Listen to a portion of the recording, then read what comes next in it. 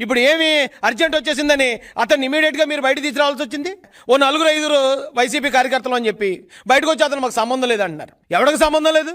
ఆడు వైసీపీ కార్యకర్త కాదా? వైసీపీ నాయకులను కలవలేదా? ఏమంటే ఫోటోలు ఉన్నాయండి, ఫోటోలు ఇచ్చారు సార్, ఫోటోలు ప్లే చేయండి సార్. అది చూడండి, ఎవరో కొడాల నానితో అంత క్లోజ్గా వెళ్ళి మాట్లాడుతున్నాడు. ఆడు ఈ రోజున వైసీపీకి సంబంధం లేదని మాకు చెప్తే ప్రజలు నమ్మే విధంగా ఉందా? ఎవడండి మీ అబద్ధాలు నమ్మేది?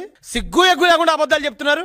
రౌడీల్ని గోండాల్ని మీరు ఎంకరేజ్ చేస్తారు. రౌడీలకి గోండాలకి డబ్బులు ఇచ్చి ప్రతిపక్ష నాయకుల ఇళ్లలో ఉన్న మహిళలను కూడా, ప్రతిపక్ష పార్టీలో ఉన్న మహిళల్ని దారుణాతి దారుణంగా తిట్టించడానికి ఇలాంటి ప్యాకేజ్ గాళ్ళని మీరు పోషిస్తూ వీళ్ళకి మళ్ళీ మీరు బెయిల్ ఇచ్చి బయటికి తీసుకొస్తూ పైకి మీ డ్రామాలో ఆడు వైసీపీకి సంబంధం లేదంటే మరి ఎవడు కొడాలి నాని ఏ పార్టీ చెప్పండి? పేర్ని నానితో బావబామర్దులు మాట్లాడుకుంటున్నారు. ఇద్దరు కూడా ఎంతో క్లోజ్ ఫ్రెండ్స్, చిన్నప్పటి నుంచి ఏదో క్లాస్మేట్స్ లాగా మాట్లాడుకుంటున్నారు. ఒక మంత్రితో అంత క్లోజ్ గా వెళ్ళి ఎవడు మాట్లాడగలడు? ఆడు వైసీపీ కాదా? చెప్పడానికి సిగ్గు అనిపిస్తుందా లేదా? ఏదన్నా ఒక సిగ్గుమాల పని చేసినప్పుడు అది మీరు ఎస్ మేము చేసామని చెప్పుకోవడానికి కనీసం ధైర్యం చేయండి. ఒక పక్కనేమో ఏదో పనులు చేసుకుంటూ వెళ్తారు, మరో పక్కన అతను మాకు సంబంధం లేదని ప్రచారం చేస్తూ ఉంటారు. సజ్జల రామకృష్ణారెడ్డి గారితో చూడండి, సజ్జల రామకృష్ణ సకల శాఖ మంత్రితో ఎమ్మెల్యేలు మినిస్టర్లకు వెళ్ళకపోయారు ఆ రోజున.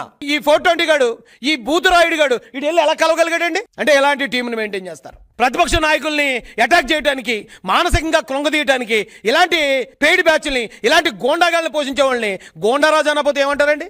వీళ్ళు పోషించింది కాకుండా ఇప్పుడు మళ్ళీ వాళ్ళని బయటకు తీసుకురావటం మీరు గమనించారు లేదో?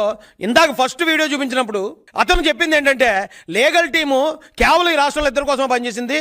జగన్ లీగల్ టీము ఒకటి నా కోసం అంటే బోరుగడ్డ అనిల్ కోసం, రెండోది సీతారామాంజనేయులు అంటే ఒక పోలీస్ అధికారి కోసం. అంటే జగన్మోహన్ రెడ్డి అనే ఒక గోండారాజుకి ఇక్కడ ముఖ్యమంత్రి పదవి ఇస్తే ఇలాంటి గోండాగాళ్ళనే కాదు పోలీసులను కూడా అతను రౌడీజానికి ఉపయోగించుకుంటాడు అంటానికి ఇంతకన్నా ఆధారం ఏమైనా కావాలా?